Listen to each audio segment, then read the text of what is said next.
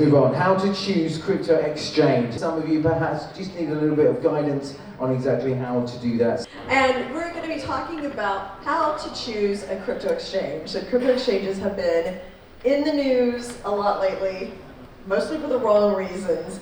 But maybe we've learned some lessons. What are some red flags? How do you choose one? Make sure your money's safe, make sure it's diversified.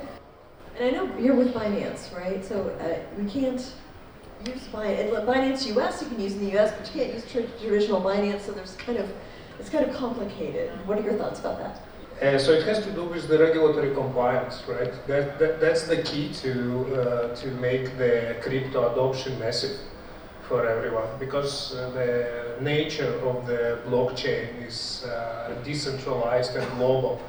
However, without the regulatory compliance locally, we won't be able to grow that fast and to be fully legal and compliant in every country. So that's why, back to your question about the location, it's very important to understand the local regulation and comply with this, and also be local community and local user focused.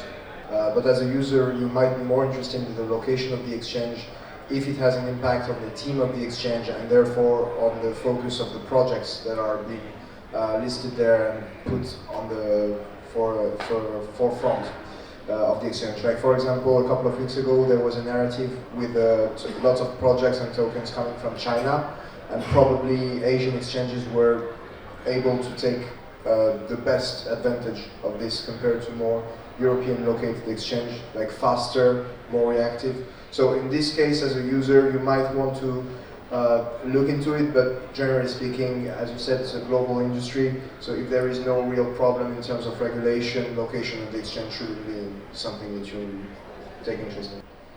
First of all, you can check on this platform, and when you make an account, you'll see that they use some maybe third-party providers to be compliant with KYC and AML. But in the moments that we are talking about this, with all those fellow panelists before us talking about Web3, NFTs and stuff like that, we with the checks, I feel like the ugly kid on the block, because it's not so sexy to talk about QIC and the ML. The client usually doesn't like too much this aspect, but it's very important to be compliant.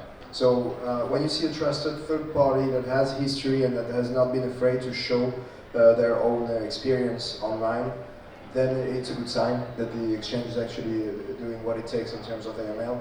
In terms of KYC, well, as a user, you see it straight and foremost when you first register. You will be asked if that's something that really matters to you. You always have the opportunity to go on DEXs, so decentralized exchange.